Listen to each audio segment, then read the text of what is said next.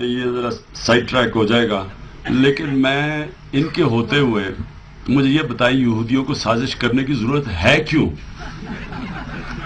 جب ملک مقروض ہو گیا ہے، یعنی آئی ایم ایف کو کنٹرول کرتا ہے امریکہ کو آپ سب جانتے ہیں کہ یہودی لابی کنٹرول کرتی ہے، تو جب آئی ایم ایف کے اتنی غلامی کروا دی ہے انہوں نے، تو ان کو مجھے $700 دینے کی کیا ضرورت ہے؟ وہ ان کو سازش کرنے کی ضرورت کیا ہے؟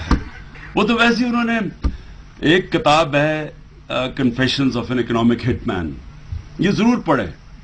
یہ ایک ایسی کتاب ہے، مجھے مہاتر محمد نے کہا تھا پڑھنے کو. یہ وہ کتاب ہے جو کہتی ہے کہ کیسے ملکوں کو فوج بھیجے بغیر ان کو کیسے غلام بنایا جاتا ہے، کیسے ان کو قرضوں کے اوپر لگایا جاتا ہے اور مقروض کرایا جاتا ہے. یہ بڑی فیمس کتاب ہے. تو جو ہمارے حالات ہیں ان کو سازش کی ضرورت نہیں ہے. یہ بتائیے گا کہ وہ بہت خوبصورت علاقے ہیں، سوات کلام وغیرہ ہے، تو یہ کہیے گا وہاں تک روڈ ایکسپریس اتنی اچھی نہیں ہے، لوگ بڑے آسانی سے بات کرا نہیں سکتے. تو این ایچ اے کے ساتھ کوئی آپ کا ہے کوئی ایسا ایگریمنٹ ہے، یا این ایچ اے ابھی بھی صوبائی حکومت کے ساتھ تعاون نہیں کر رہے؟ یہ بڑی دکھ بھری کہانی ہے.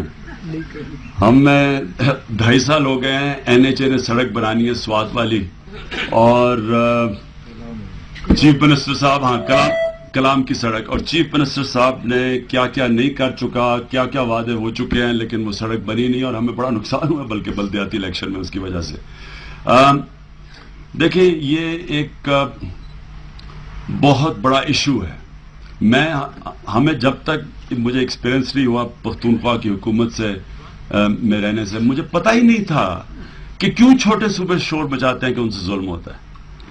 نہ ان کو پوری بجلی کا شیئر ملتا ہے، نہ ان کا گیس کا پورا شیئر ملتا ہے، نہ ان کو پانی کا پورا شیئر ملتا ہے.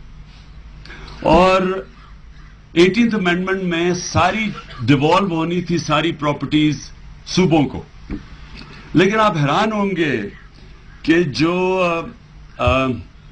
پی ٹی ڈی سی کی پراپرٹیز جو اس وقت پختونخوا میں ہیں وہ ڈیوالو نہیں کی. پختونخوا گورنمنٹ نے لی، ان کے اوپر ظاہر ہے 18th امینڈمنٹ میں ان کی تھی، تو انہوں نے جب ان کے اوپر قبضہ کیا اور ان کو اپنی جورسڈکشن میں لیا، تو وہ سپریم کورٹ میں چلے گا اور انہوں نے اسٹے آرڈر لے لیا، اور وہ پراپرٹیز کی قیمت 30 ارب روپیہ ہے جو کہ ٹرانسفر نہیں کی جا رہی پختونخوا کو. تو یہ بہت بڑا یہی ایشو نہیں ہے، اور بہت سے ایشوز ہیں. پرویز خٹک بلکہ انہوں نے ایک انپریسیڈنٹڈ چیز کی تھی کہ ان کی ساری پارلیمنٹ نے اٹھ کے آ کے باہر دھرنا دیا تھا پارلیمنٹ کے کہ جو ان کے حقوق نہیں دیے جا رہے ہیں. اور یہ صرف ان سے نہیں مسئلہ، اگر آج بلوچستان میں آگ لگی ہوئی ہے، ایک بہت اصل ایشو ہے ان کا کہ ریسورسز ادھر سے جنریٹ ہوتی ہے اور وہ سب سے غریب ترین پروونس ہے. تو بجائے ان کی ناانصافی ختم کرنے کے ہم ان کے اوپر حملہ کر دیتے ہیں اور فوج بھجوا دیتے ہیں.